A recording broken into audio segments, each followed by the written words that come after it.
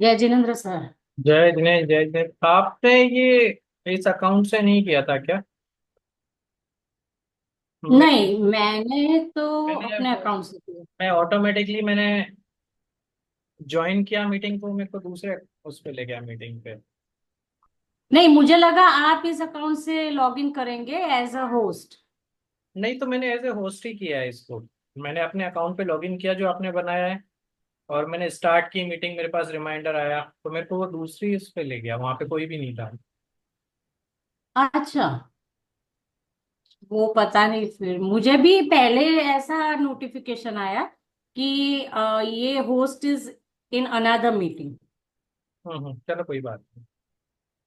हाँ, तो आप दूसरे मीटिंग में होंगे, वो ज्वाइन हो गए होंगे, इसलिए ऐसा नोटिफिकेशन आया, पता। हो सकता है। जय जनेन्द्र। जय जय जिनेन्द्र। जनेन्द्र दीप्ति बहन।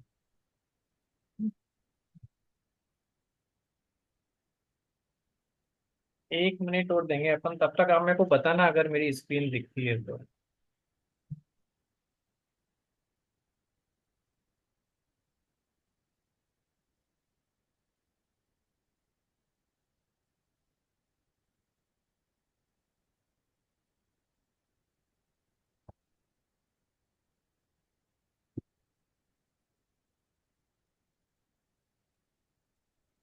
हाँ, देख रही हूँ। चलो और लोग जुड़ते हैं, तब तक अपन मंगलाचरण करते हैं और देखेंगे क्या हो गया अपना कवर अभी तक।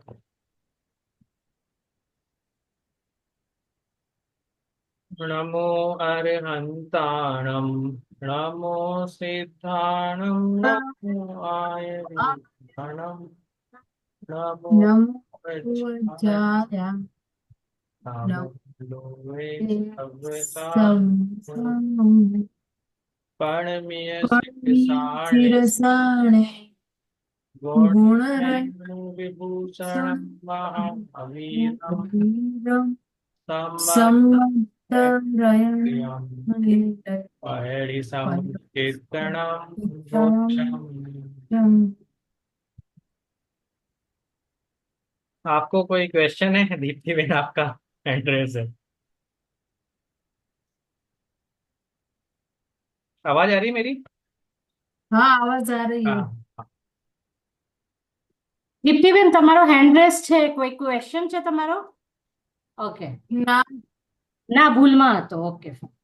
ठीक है, માં चलो હતું. कोई दिक्कत नहीं। આજે મારા સિસ્ટરે બી જોઈન કર્યું છે બોમ્બે થી.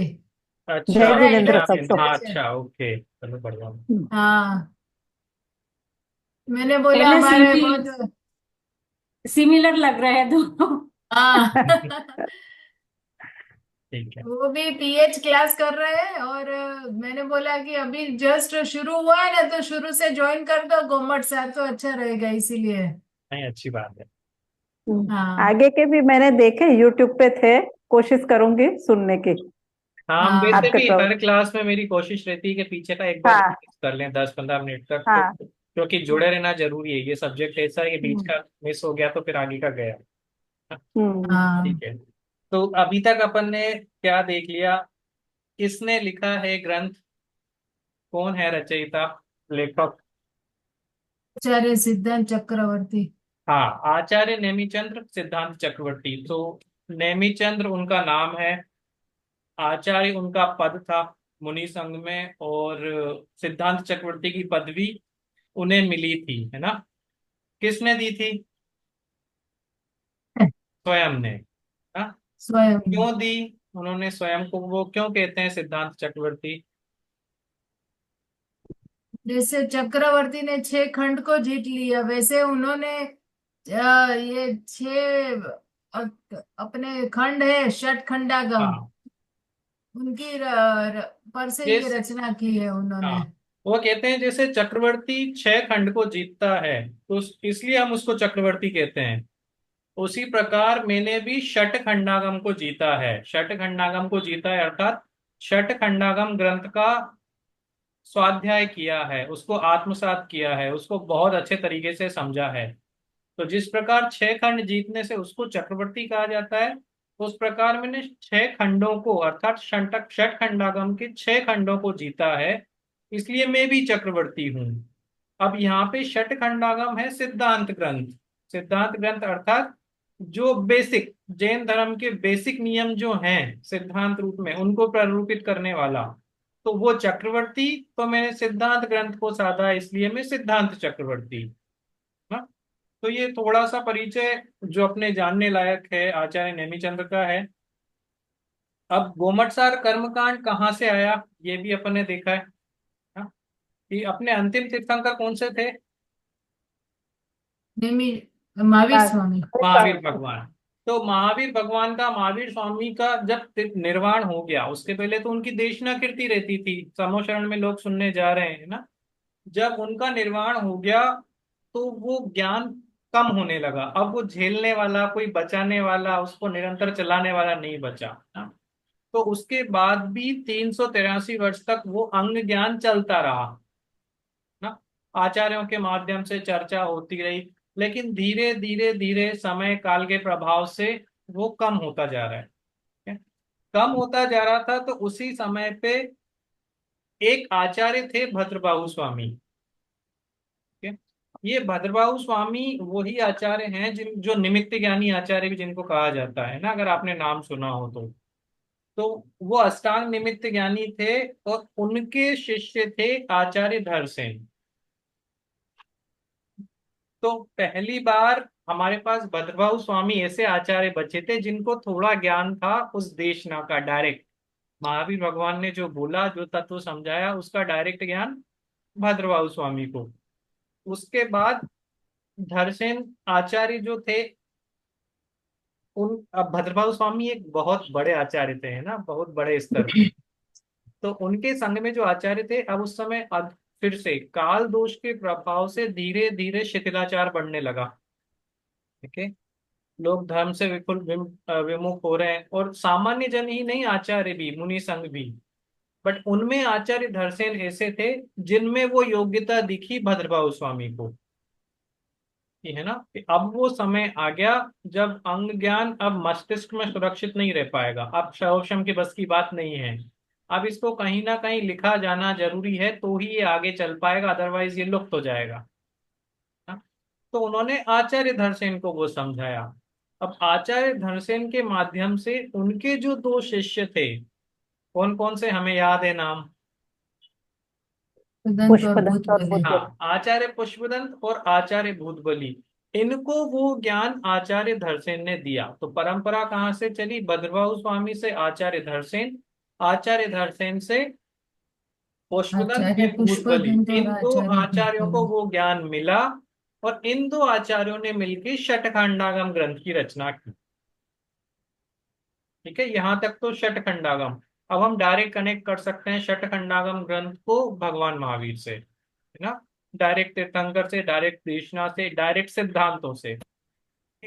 अब इस शतखंडागम ग्रंथ के आधार पर आचार्य नेमिचंद्र सिद्धांत चक्रवर्ती ने रचना की गोमटसार की। है? और उस गोमटसार के किए दो भाग, कौन कौन से? जीव कांड और कर्म कांड। जीव कांड और कर्म कांड। तो शतखंडागम में जो 6 खंड थे, उनमें से देखो 5 खंडों के आधार पे तो गोमटसार जीव कांड लिखा गया। ठीक है? जीवठाण, खुद्दाबंद, बंद सामित, वेणा खंड और बगणा खंड, ये शतखंडागम के पहले 5 ग्रंथ हैं। पहले 5 खंड हैं, अधिकार हैं ना। इनके आधार से तो लिखा गोमटसार जीव कांड।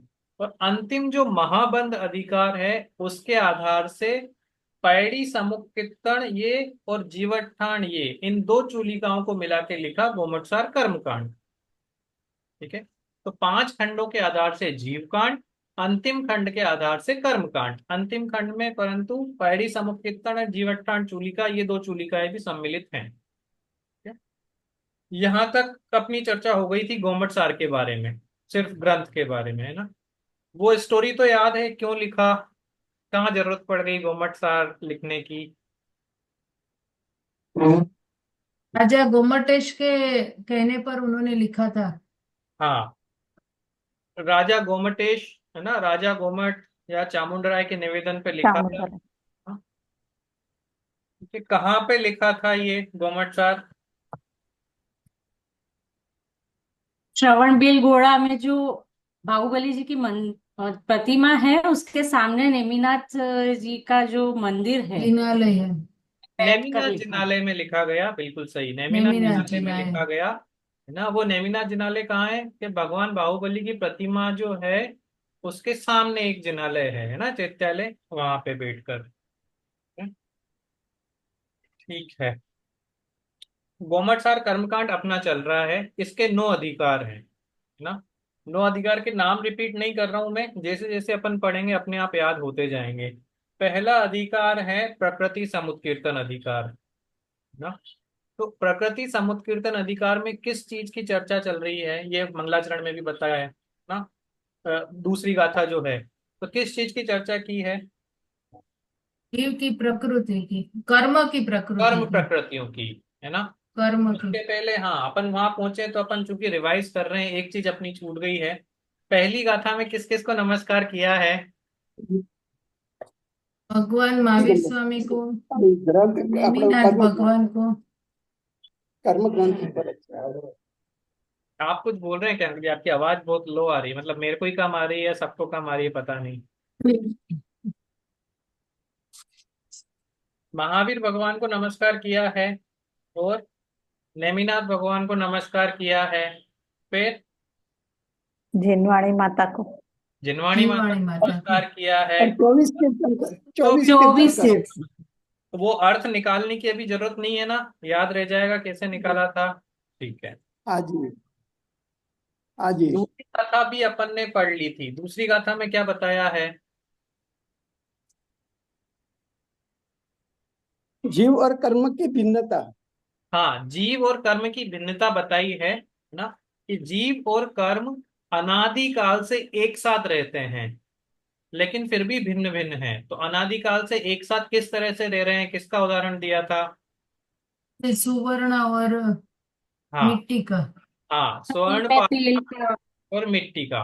कि जैसे सोना हम जब खदान से खोदते हैं पहली बार, तो वो मिट्टी के साथ निकलता है, तो वो मिट्टी सोने में कब से है, कब से रह रही है वो मिट्टी सोने के अनादिकाल से।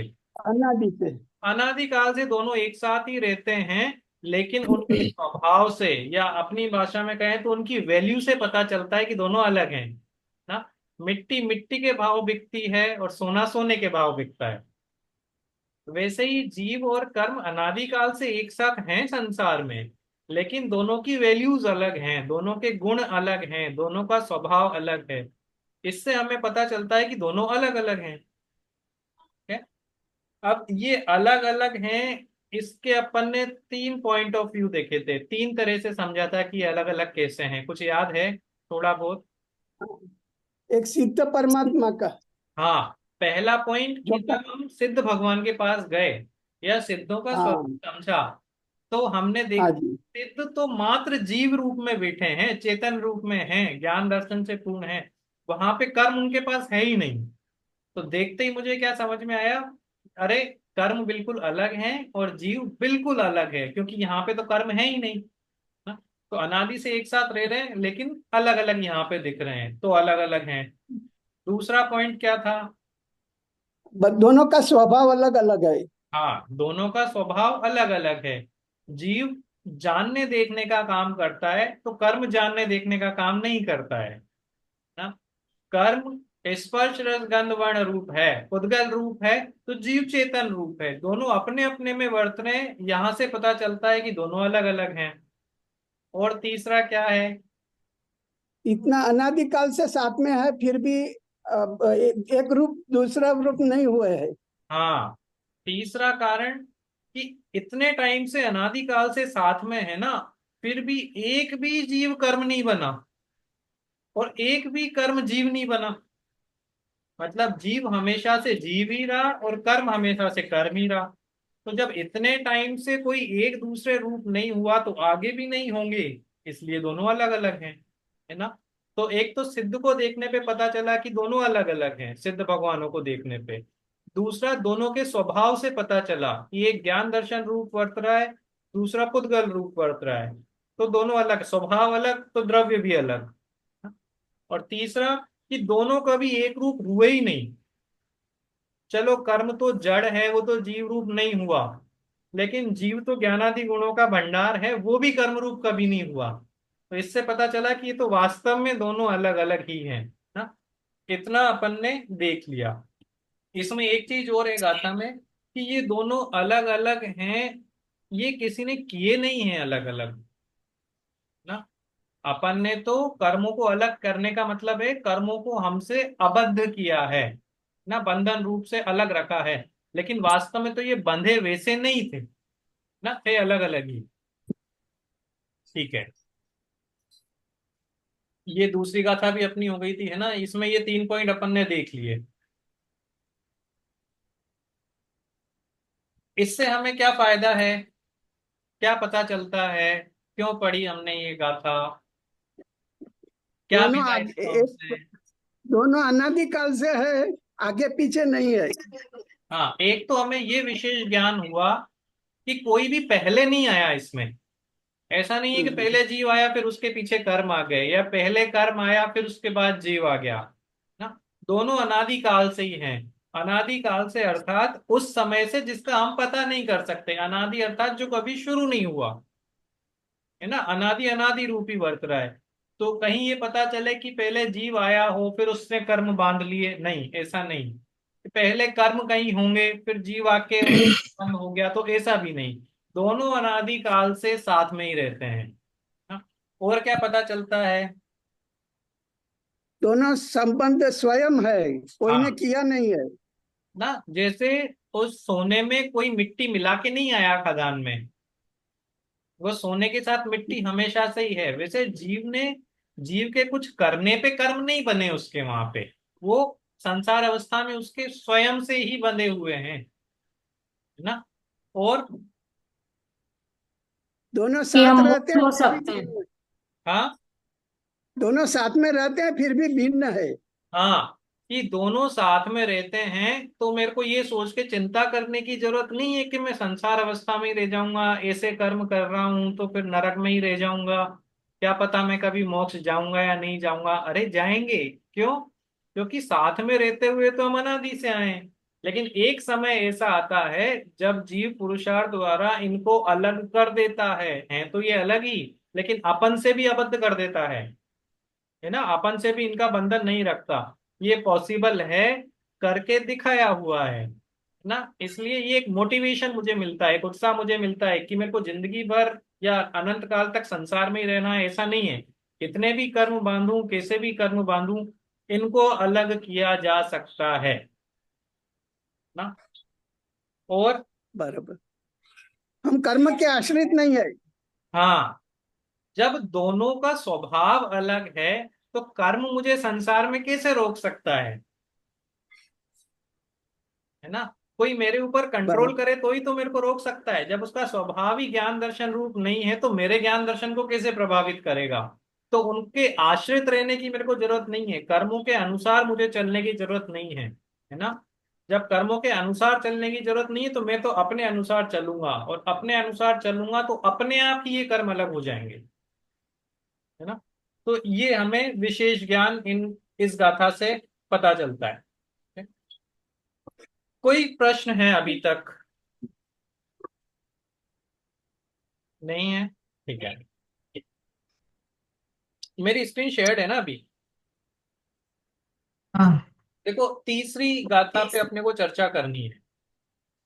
दूसरी गाथा तक अपन ने क्या देखा कि अनादि काल से जीव और कर्म का संबंध है, संबंध होने पर भी दोनों अलग अलग हैं। अब प्रश्न ये आता है कि ये अनादि काल से जीव और कर्म का संबंध है क्यों, किस कारण से है, कहाँ जरूरत पड़ गई इस संबंध की, है ना। तो देखो तीसरी गाथा आगे, यह संसारी जीव कर्म और नो कर्म को किस तरह अपने साथ संबंध कर लेता है, सो कहते हैं। देहोदयेन सह्यो देहोदय देहोदयेन सहियो सहियो जीवो आहरदि कम्मणो कम्मम जीवो जीव आहरति मणो कम्मनो कम्मम कम्मं परिसमयम सवंगम पढ़ि परिसयं समयम संवगं तवंग हम तत्ता यस्पिण्डो जलम। तत्ता पिंड तत्तायस्पिण्ड जलम। जलम। देखो, देहोदयेन संयो अर्थात देह के उदय से सहित होकर, देह अर्थात शरीर, है ना, मतलब शरीर नाम कर्म का उदय होने पर जीवो अर्थात यह जीव, आहर्दी अर्थात ग्रहण करता है या आहार करता है, किसका? कम और नो कम्मम, कर्म का और नो कर्म का। ठीक है, तो जीव किसका आहार करता है?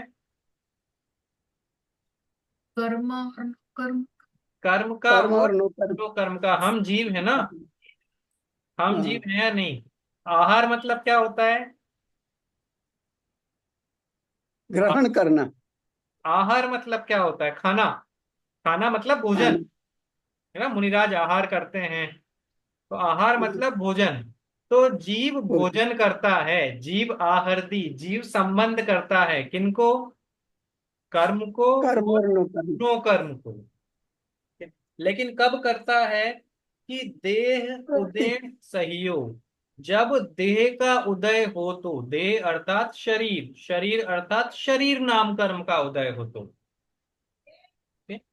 तो शरीर नाम कर्म के उदय से सहित होकर जीव कर्म और नो कर्म का आहार करता है, अर्थात जीव कर्म और नो कर्म को बांधता है।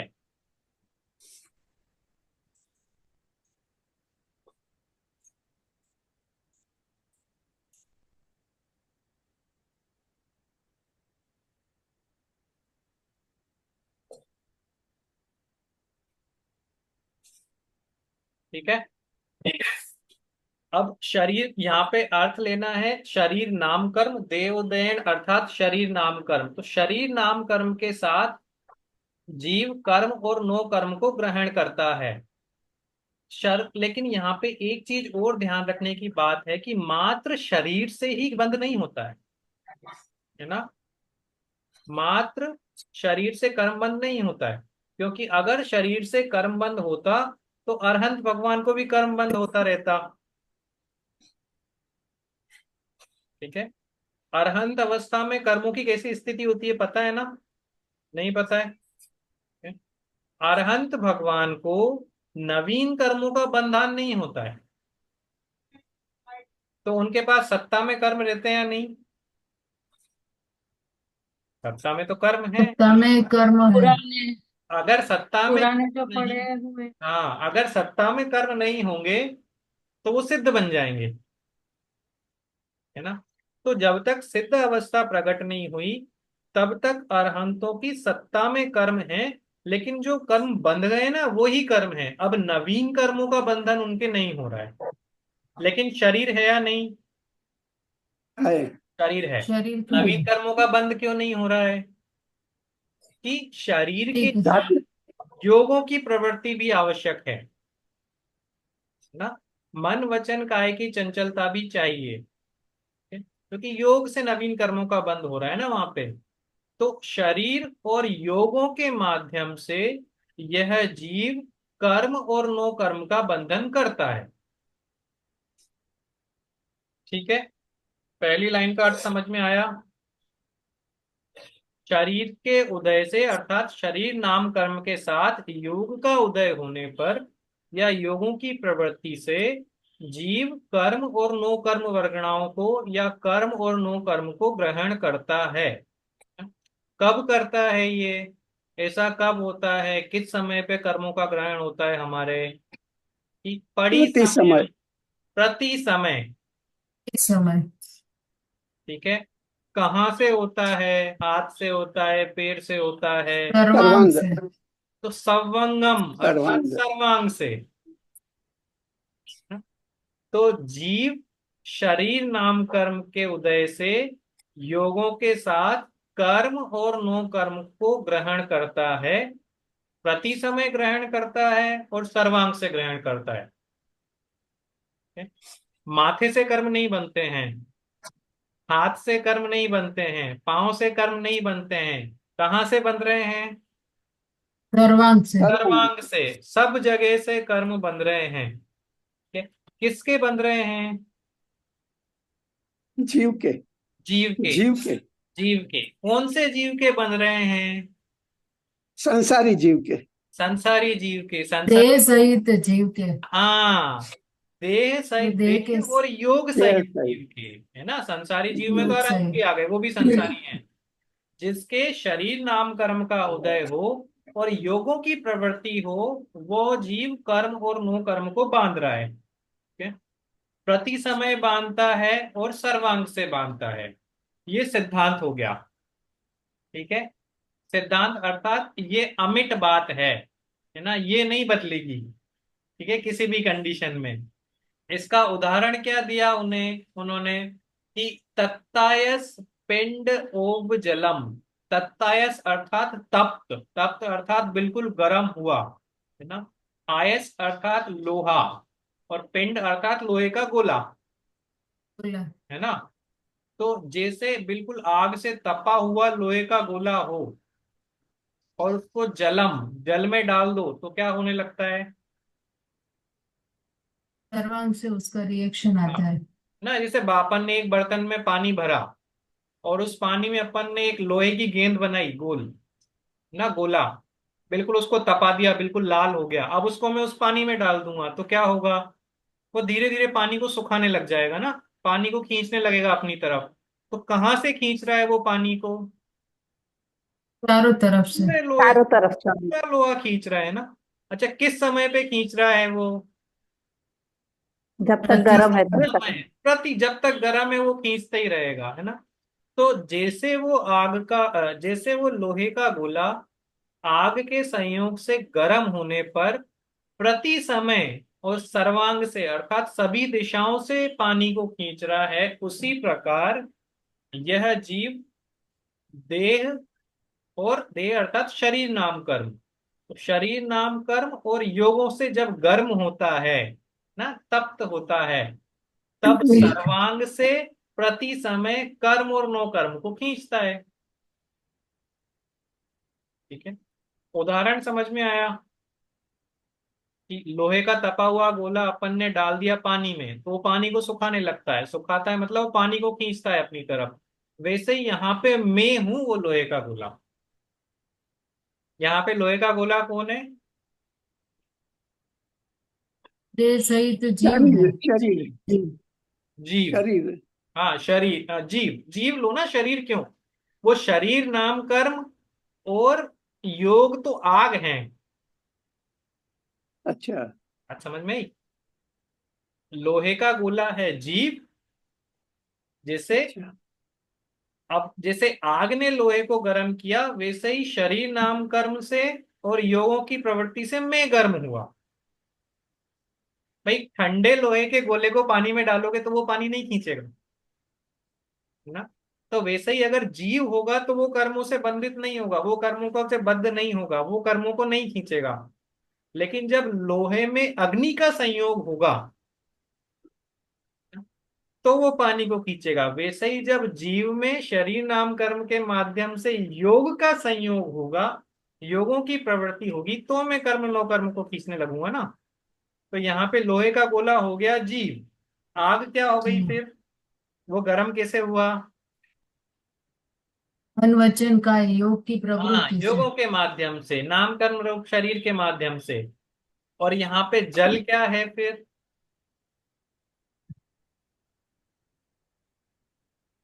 सर्वांग है।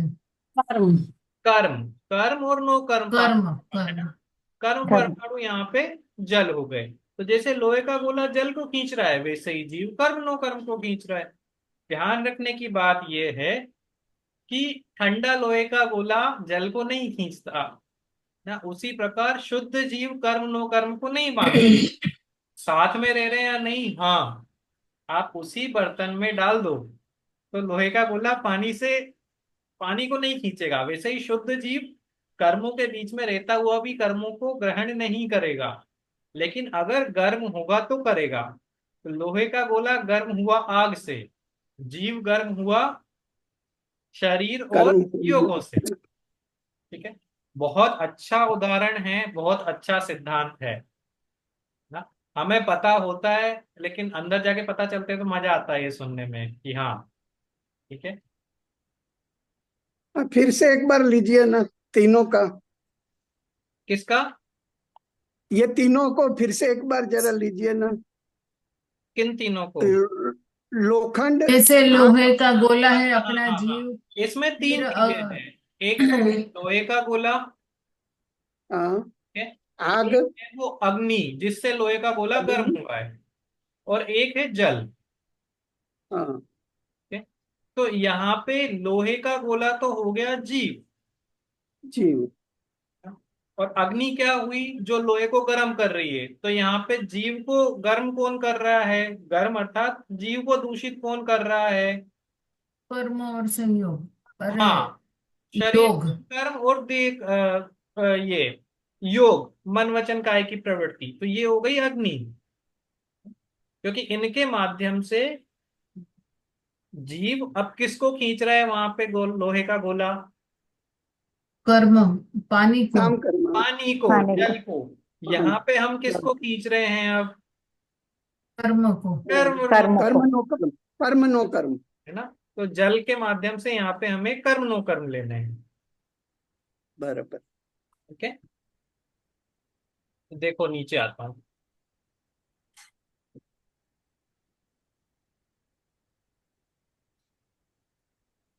यह जीव योग सहित होके अर्थात मन वचन काय की प्रवृत्ति के साथ ना, तीन योग है ना, मन योग, वचन योग, काय योग, उनकी प्रवृत्ति के साथ योग सहित होके औदारिक आदि शरीर नाम कर्म के उदय से ज्ञानावरण आदि 8 कर्म रूप होने वाली कर्म वर्गणाओं को तथा औदारिक आदि 4 शरीर रूप होने वाली 9 कर्म वर्गणाओं को हर समय चारों तरफ से ग्रहण करता है। ठीक है? जैसे कि आग से तपा हुआ लोहे का गोला पानी को सब ओर से खींचता है। ठीक है? अब यहाँ पे 4 शरीर बताए हैं: औदारिक, वैक्रियक, आहारक और तेजस। हाँ? और शरीर हमने कितने सुने हैं? पांच। पांच है, कारमान पांच कारमान। पांच। यहाँ पे पांचवा शरीर क्यों नहीं लिया? कार्बन। हाँ, कौन सा वो छूट इधर ही गया? आ गया ना। कौन सा छूट गया? कारमान शरीर। कार्बन, कार्बन वो शरीर। क्यों नहीं लिया यहाँ पे? वो कर्म कर्म खुद वर्गणा साथ ही रहती वही है ना। जल है। हाँ, क्योंकि यहाँ पे ये बताना चाह रहे हैं कि ये जो 4 शरीर हैं, ये कर्मों का ग्रहण कर रहे हैं, है ना। अब कारमान शरीर को इसलिए नहीं लिया क्योंकि वो तो कर ही रहा है, वो तो बना ही कर्म परमाणु का है ना, इसलिए उसका नाम कारमान है। ठीक है, तो कारमान में भी कर्म है, लेकिन इन 4 रूप होकर हम कर्म और नो कर्म वर्गणाओं का ग्रहण करते हैं।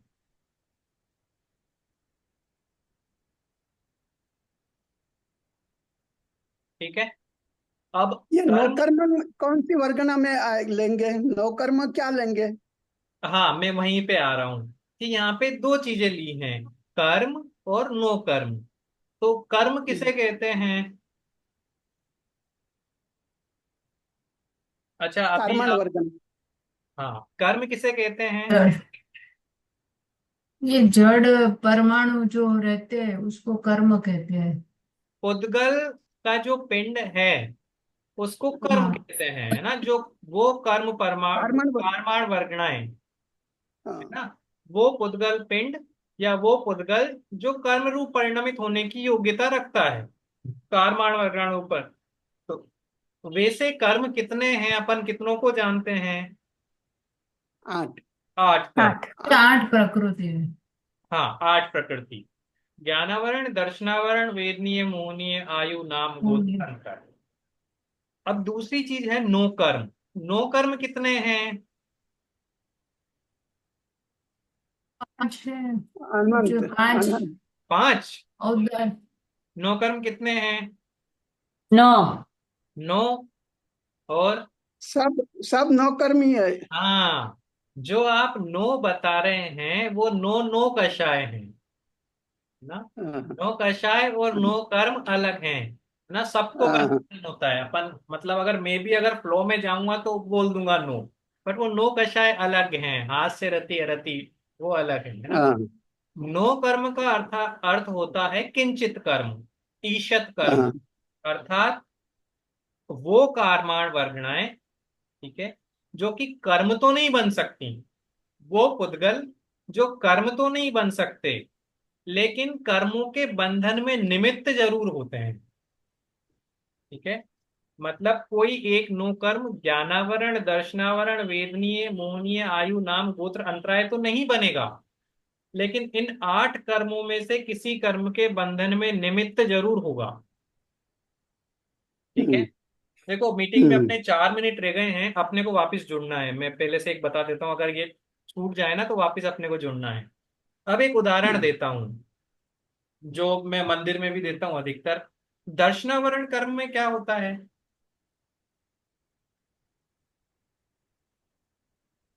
दर्शन पर आवरण। दर्शन का आवरण है ना। देखो निद्रा कर्म है एक, ठीक है, दर्शनावरण का एक भेद है निद्रा, जिसके जिस कर्म के उदय में नींद आए, ठीक है। तो निद्रा हुआ हमारा द्रव्य कर्म, क्योंकि दर्शनावरण का भेद है ना, ठीक है। अब नींद आने में जो भी निमित्त बने वो बन जाएगा हमारा नो कर्म।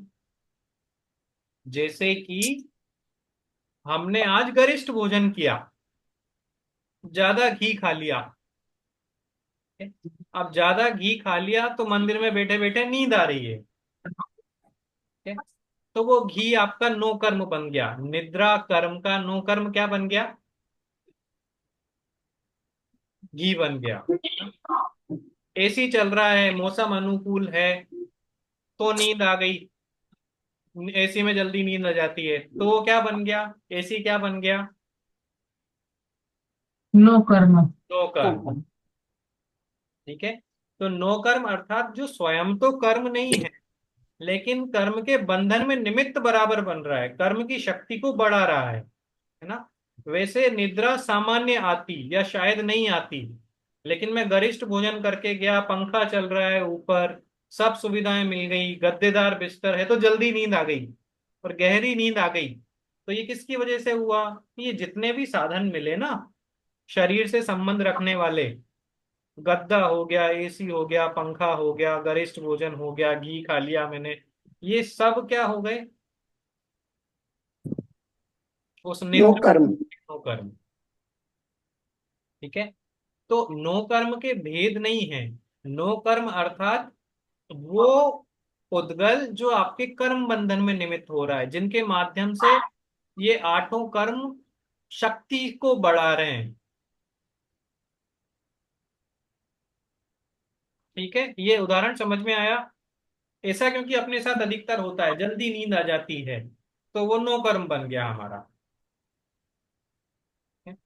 तो शरीर नाम कर्म के उदय से योग सहित होने पर हम इन 8 कर्मों को, कर्म वर्गणाओं को, कार्माण वर्गणाओं को और नो कर्म को अर्थात नो कार्माण वर्गणाओं को निरंतर ग्रहण कर रहे हैं, प्रति समय ना। प्रति समय कहने का मतलब जब हम कुछ कर रहे हो तो भी हम इन कर्म नो कर्म को बांध रहे हैं, कुछ नहीं कर रहे हैं तो भी हम इन कर्म नो कर्म को बांध रहे हैं। मतलब जब हम जागृत हैं तब भी ये कर्म नो कर्म हमारे बन रहे हैं, और जब हम सो रहे हैं तब भी ये 8 कर्म और नो कर्म हमारे निरंतर बन रहे हैं। स्वाध्याय कर रहे हैं तो बन रहे हैं या नहीं बन रहे हैं? बंद रहे। कितने? सर्वांग से सब कर्म बराबर बंद। ना। और मंदिर में बैठे हैं तो बन रहे हैं या नहीं बन रहे हैं? बंद बंद। रहे सभी चीजें। जब सिद्धांत में दिया है प्रति समय अर्थात प्रति समय, कोई अपवाद नहीं है,